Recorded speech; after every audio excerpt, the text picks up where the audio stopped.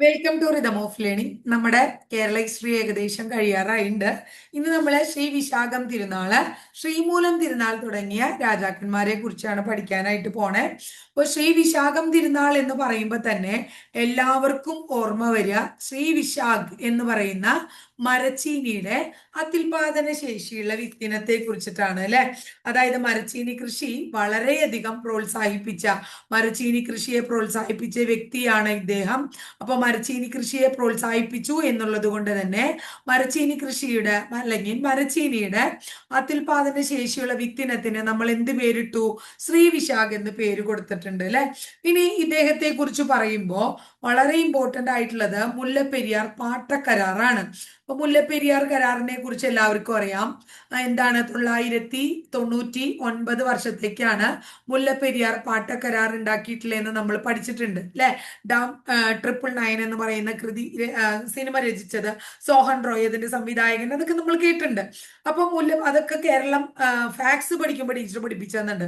അപ്പൊ മുല്ലപ്പെരിയാർ പാട്ടക്കരാറ് എഴുതി തയ്യാറാക്കിയ സമയത്ത് ഏത് രാജാവായിരുന്നു തിരുവിതാംകൂർ ഭരിച്ചേ? ശ്രീ വിശാഖം തിരുനാളാണ്. മുല്ലപ്പെരിയാർ പാട്ടക്കരാറിനെ എന്റെ ഹൃദയരക്തം കൊണ്ടാണ് എഴുതുന്നത്. എന്താണ്? എന്റെ ഹൃദയ രക്തം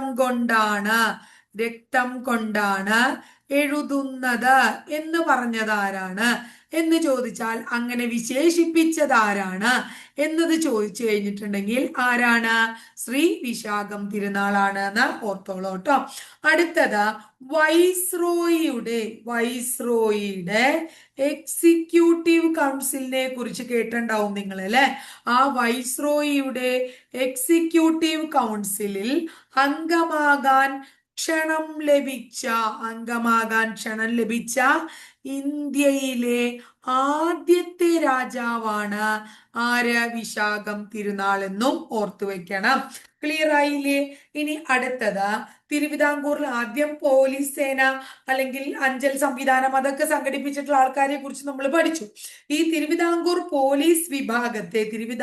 ഉണ്ടായിരുന്ന പോലീസ് വിഭാഗത്തെ ഒന്നുകൂടി പുനഃസംഘടിപ്പിച്ച് കുറച്ചും കൂടെയും എന്താ പറയാ ഊർജസ്വലമാക്കിയത് ആരാണ് എന്നാ പറയണത്? സംഘടിപ്പിച്ചത് ആരാണ്? നമ്മുടെ ശ്രീ വിശാഖം തിരുനാളാണ് കേട്ടോ. ഇദ്ദേഹത്തിന്റെ കാലത്ത് സമ്പൂർണമായിട്ടുള്ള ഒരു ഭൂ സർവേ ഇദ്ദേഹം നടത്തി. അതുപോലെ തന്നെ കണ്ടെഴുത്തും ആര് നടത്തേണ്ടായി? വിശാഖം തിരുനാൾ നടത്തേണ്ടായി എന്നും ഓർത്തു വെക്കുക കേട്ടോ. അപ്പൊ ഇത്രയൊക്കെയാണ് വിശാഖം തിരുനാളിനെ കുറിച്ച് നമുക്ക് പഠിക്കാനുള്ളത്. വിശാഖം തിരുനാൾ 1880 മുതൽ 1885 വരെയാണ്. വളരെ ചെറിയ കാലഘട്ടത്തിൽ അദ്ദേഹം എവിടെ ഭരിച്ചിരുന്ന ആളാണ്? തിരുവിതാംകൂർ ഭരിച്ചിരുന്ന ആളാണ്. അടുത്തത് വളരെ പ്രശസ്തനാണ്, അത്യാവശ്യം നമുക്ക് പഠിക്കാണ്ട്. ശ്രീമൂലം തിരുനാളാണ്. അദ്ദേഹം 1885 തുടങ്ങി 1924 വരെ അത്യാവശ്യം നല്ല കാലഘട്ടം തിരുവിതാംകൂർ ഭരിച്ചിട്ടുള്ള ഒരു വ്യക്തിയാണ് ശ്രീമൂലം തിരുനാള്. തിരുവിതാംകൂർ ലെജിസ്ലേറ്റീവ് കൗൺസിൽ ആരംഭിച്ചു ഇദ്ദേഹം 1888. തിരുവിതാംകൂർ എന്താണ്? ലെജിസ്ലേറ്റീവ് കൗൺസിൽ ചോദിച്ചിട്ടുള്ള ചോദ്യമാണ്. തിരുവിതാംകൂർ ലെജിസ്ലേറ്റീവ് കൗൺസിൽ ആരംഭിച്ച തിരുവിതാംകൂർ രാജാവ് ശ്രീമൂലം തിരുനാൾ. വർഷം 1888. ഓർക്കുക, തിരുവിതാംകൂർ ഈ ലെജിസ്ലേറ്റീവ് കൗൺസിലിലേക്ക് ആദ്യമായി നാമനിർദ്ദേശം ചെയ്യപ്പെട്ട വനിതയാണ്. മേരി പുന്നൻ ലൂക്കോസ് ആണ്. നാമനിർദ്ദേശം ചെയ്യപ്പെട്ട വർഷം 1922. ഇനി Sreemoolam legislative council Thiruvithamkoor legislative കൗൺസിലിന് ശേഷം ഇദ്ദേഹം ശ്രീമൂലം പ്രജാസഭ ആരംഭിക്കുകയുണ്ടായി 1904 ശ്രീമൂലം പ്രജാസഭ 1904 ഒക്ടോബർ 1 ഇദ്ദേഹം ആരംഭിച്ചു. ശ്രീമൂലം പ്രജാസഭ ആരംഭിച്ച സമയത്ത് തിരുവിതാംകൂർ രാജാവ് ആരാണ്? ഇതിൽ തന്നെ പേരുണ്ട്, ശ്രീമൂലം തിരുനാളാണ്. ഇതിന്റെ ആദ്യത്തെ സമ്മേളനം 1904 തന്നെ ഒക്ടോബർ 22 നടന്നത്. 88 അംഗങ്ങളാണ് ശ്രീമൂലം പ്രജാസഭയിലെ ആദ്യ യോഗത്തിൽ പങ്കെടുത്തത്. ഇത് ആദ്യത്തെ യോഗം നടന്നത് എവിടെയാണ്? ഇപ്പോൾ അയ്യങ്കാളി ഹാൾ എന്ന് പുനർനാമകരണം ചെയ്ത വിക്ടോറിയ ജൂബിലി ടൗൺ ഹാളിലാണ്. Victoria Jubilee town hall, VJT hall എന്ന് പറയും. ആദ്യം അതായിരുന്നു അതിന്റെ പേര്. ഇപ്പൊ അയ്യങ്കാളി ഹാൾ എന്ന് 2019 മുതൽ അതറിയപ്പെട്ടു. അവിടെയാണ് ഇതിന്റെ ആദ്യത്തെ യോഗം നടന്നത്. ഒക്ടോബർ 22 88 പേര് അതിൽ പങ്കെടുത്തു. ശ്രീമൂലം പ്രജാസഭയിൽ അംഗമാകാൻ യോഗ്യത ആർക്കായിരുന്നു എന്നറിയാമോ നിങ്ങൾക്ക്? 100 രൂപയിൽ കൂടുതൽ ഭൂനികുതി അടയ്ക്കുന്നവർക്കോ വാർഷിക വരുമാനം, ആനുവൽ ഇൻകം, വാർഷിക വരുമാനം 6000 രൂപയ്ക്ക് മുകളിൽ ഉള്ളവർക്കോ മാത്രമേ എന്ത് ചെയ്യാൻ പറ്റുള്ളായിരുന്നു? ശ്രീമൂലം പ്രജാസഭയിൽ അംഗമാകാൻ പറ്റുള്ളായിരുന്നു എന്ന് ഓർത്തു വെക്കുക കേട്ടോ. ഇനി അടുത്തത്, ശ്രീമൂലം പ്രജാസഭയിലേക്ക് തെരഞ്ഞെടുപ്പില് മാറ്റമൊക്കെ 1905 മാറ്റം കൊണ്ടുവന്നു. 1905 റെഗുലേഷന്റെ പ്രധാനപ്പെട്ട പ്രത്യേകത, ആകെ അംഗസംഖ്യയായ 100-ൽ 77 പേരെ ജനങ്ങൾ നേരിട്ട് തെരഞ്ഞെടുക്കുകയും 23 പേരെ നാമനിർദ്ദേശം ചെയ്യുകയും ചെയ്യാനാക്കി.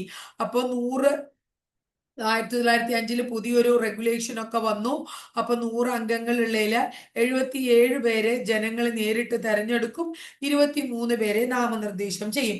ഈ 1905 റെഗുലേഷൻ അനുസരിച്ച് നമ്മൾ 50 രൂപയ്ക്ക് മുകളിൽ നികുതി കൊടുക്കുന്നതും വാർഷിക വരുമാനം 2000 രൂപയിൽ കുറയാത്ത വാർഷിക വരുമാനവും, അതുപോലെ തന്നെ യൂണിവേഴ്സിറ്റിയിൽ നിന്ന് എന്ത് വേണം?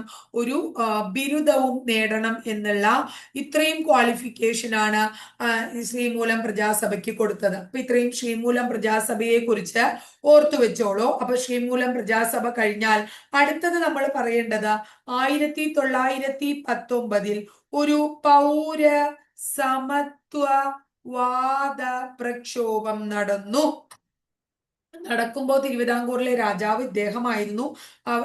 എന്താ പറയാ, ആവർണ ഹിന്ദുക്കള്, ക്രിസ്ത്യാനികള്, മുസ്ലിങ്ങള് എന്നിവർക്ക് ലാൻഡ് റവന്യൂ വകുപ്പിൽ നിയമനം നിഷേധിച്ചതിനെതിരെ എല്ലാവർക്കും തുല്യാവകാശങ്ങൾക്കായി നടന്ന സമരത്തെയാണ് പൗരസമത്വവാദ പ്രക്ഷോഭം എന്ന് പറയുന്നത്. അപ്പൊ ഈ പ്രക്ഷോഭത്തിന്റെ പ്രത്യേകത എന്താ? അവർണ ഹിന്ദുക്കള്, ക്രിസ്ത്യാനികള്, മുസ്ലിങ്ങള് അവർക്കൊന്നും എന്താണ്? ലാൻഡ് റവന്യൂ ഡിപ്പാർട്ട്മെന്റ് ഇല്ലേ മക്കളെ? ഈ ലാൻഡ് റവന്യൂ ഡിപ്പാർട്ട്മെന്റിൽ എന്ത് കൊടുക്കില്ല? ജോലി കൊടുക്കില്ല. അപ്പൊ അവർക്ക് കിട്ടണം എന്ന് പറഞ്ഞിട്ട് നടത്തിയ പ്രക്ഷോഭമാണ് ഇത്. റവന്യൂ വകുപ്പിൽ നിന്നും ദേവസ്വത്തെ വേർപെടുത്തിയ രാജാവ്, ദേവസ്വം എന്തിൽ നിന്നും മാറ്റി? റവന്യൂ ഡിപ്പാർട്ട്മെന്റിൽ നിന്നും മാറ്റിയത് ആരാണ്? ശ്രീമൂലം തിരുനാളാണ് എന്ന് ഓർത്തു വെക്കൂ. അതുപോലെ തന്നെ ഇദ്ദേഹം കൃഷിക്ക് വേണ്ടി ഒരു ഡിപ്പാർട്ട്മെന്റ് കൊണ്ടുവന്നു. അതുപോലെ തന്നെ ജലസേചനം, കൃഷി മാത്രല്ല ജലസേചനത്തിനും വേണ്ടി പ്രത്യേക ഡിപ്പാർട്ട്മെന്റുകൾ ഇദ്ദേഹം കൊണ്ടുവരികയുണ്ടായി. തിരുവനന്തപുരത്ത് പുരാവസ്തു ഗവേഷണ വകുപ്പ്, അതുപോലെ തന്നെ ദുർഗുണ പരിഹാര പാഠശാല കൊണ്ടുവന്നു. അതുപോലെ തന്നെ എന്ത് കൊണ്ടുവന്നു? പുരാവസ്തു വകുപ്പ് കൊണ്ടുവന്നു. തിരുവനന്തപുരത്ത് വനിതാ കോളേജ് കൊണ്ടുവന്നു. അതുപോലെ ആയുർവേദ കോളേജ് കൊണ്ടുവന്നു. ആയുർവേദ കോളേജ് കൂടാതെ സംസ്കൃത കോളേജ് കൊണ്ടുവന്നു. ഇതൊക്കെ കൊണ്ടുവന്നത് ആരുടെ കാലത്താ? ശ്രീമൂലം തിരുനാളിന്റെ കാലത്താണ്. 1924 വൈക്കം സത്യാഗ്രഹം നടന്നതായി നമ്മൾ കേട്ടിട്ടുണ്ട്. അത് വൈക്കം സത്യാഗ്രഹം ആരംഭിക്കുമ്പോൾ തിരുവിതാംകൂർ ഭരിച്ചിരുന്നത് ശ്രീമൂലം തിരുനാൾ മഹാരാജാവാണ്. ഇനി കഴ്സൺ പ്രഭു, നമ്മുടെ കഴ്സൺ പ്രഭു തിരുവിതാംകൂർ സന്ദർശിച്ച സമയത്ത്, കഴ്സൺ പ്രഭു തിരുവിതാംകൂർ സന്ദർശിച്ച സമയത്ത് തിരുവിതാംകൂറിലെ വൈസ്രോയി ഇദ്ദേഹമായിരുന്നു. തിരുവിതാംകൂർ സന്ദർശിച്ച ആദ്യത്തെ വൈസ്രോയി ആര് എന്ന് ചോദിച്ചു കഴിഞ്ഞാൽ കഴ്സൺ പ്രഭുവിന്റെ പേരാണ് നമ്മൾ പറയാ. 1904 എന്ത് നടന്നു ഇവിടെ? തിരുവനന്തപുരം, അതായത് തിരുവിതാംകൂറിലെ ആദ്യത്തെ റെയിൽവേ ലൈൻ, തിരുവിതാംകൂറിലെ ആദ്യത്തെ റെയിൽവേ ലൈൻ എന്താണ്? ആ റെയിൽവേ ലൈനിന്റെ പേര് കൊല്ലം മുതൽ ചെങ്കോട്ട വരെയുള്ള റെയിൽവേ ലൈൻ സ്ഥാപിക്കപ്പെട്ട സമയത്ത് തിരുവിതാംകൂർ ഭരണാധികാരി ശ്രീമൂലം തിരുനാളാണ്. മുല്ലപ്പെരിയാർ ഡാം ഉദ്ഘാടനം ചെയ്തപ്പോ, മുല്ലപ്പെരിയാർ ഡാം ഉദ്ഘാടനം ചെയ്തത് 1895 ശ്രീമൂലം തിരുനാളിന്റെ കാലത്താണ്. ഇതൊക്കെ ശ്രീമൂലം തിരുനാളുമായി ബന്ധപ്പെട്ട് വളരെ ഇമ്പോർട്ടന്റ് ആയിട്ട് നമ്മളോട് എപ്പോഴും ചോദിക്കാറുള്ള ചോദ്യമാണ്. വളരെ ഇമ്പോർട്ടന്റ് ആയിട്ടുള്ളതാണ്. അതുപോലെ തന്നെ നമ്മൾ കേട്ടിട്ടുണ്ടാവും നാഞ്ചിനാട് കോതയാർ അണ, നാഞ്ചിനാട് കോതയാർ അണക്കെട്ട്, അതിന്റെ നിർമ്മാണം ആരംഭിച്ചത് ആരാണ്? നമ്മുടെ ശ്രീമൂലം തിരുനാളാണ്. അപ്പൊ ഇത്രയും കാര്യങ്ങളാണ് ശ്രീമൂലം തിരുനാളുമായിട്ട് റിലേറ്റഡ് ആയിട്ട് നമുക്ക് പഠിക്കാനുള്ളത്. ക്ലിയർ ആയില്ലോ? അപ്പൊ നമ്മൾ എന്തൊക്കെയാന്ന് പഠിച്ചേ? ശ്രീമൂലം തിരുനാൾ മഹാരാജാവിനെ കുറിച്ചും ശ്രീ വിശാഖം തിരുനാളിനെ കുറിച്ചും ശ്രീമൂലം പ്രജാസഭയെ കുറിച്ചും പഠിച്ചു. ഇനി അടുത്ത ക്ലാസ്സിൽ നമ്മൾ റാണി സേതു ലക്ഷ്മിബായിയും ശ്രീ ചിത്തിര തിരുനാളും പഠിക്കുമ്പോൾ എന്ത് കഴിയും? തിരുവിതാംകൂർ ഭരണം കഴിയും. അതിനുശേഷമാണ് കോഴിക്കോട് കൊച്ചി രാജവംശങ്ങളും ശക്തൻ തമ്പുരാൻ തുടങ്ങിയ കാര്യങ്ങളും നമ്മൾ പഠിക്കേണ്ടത്. അതോടുകൂടി നമ്മുടെ എന്താ കഴിയുക? ആ തിരുവിതാംകൂർ രാജവംശം എന്ന് പറയുന്ന ഭാഗം തന്നെ അവസാനിക്കും. അത് കഴിഞ്ഞാൽ നമുക്ക് ഡീറ്റെയിൽഡ് ആയിട്ട് ക്വസ്റ്റ്യൻസ് ചെയ്യാട്ടോ. ക്വസ്റ്റ്യൻ പേപ്പറുകളിൽ വന്നിട്ടുള്ള ഈ ഭാഗങ്ങളിലുള്ള കാര്യങ്ങൾ, അല്ലെങ്കിൽ ടീച്ചർ നിങ്ങൾക്ക് മോക്ക് ടെസ്റ്റ് എന്താ താല്പര്യം അത് നമുക്ക് തരാട്ടോ.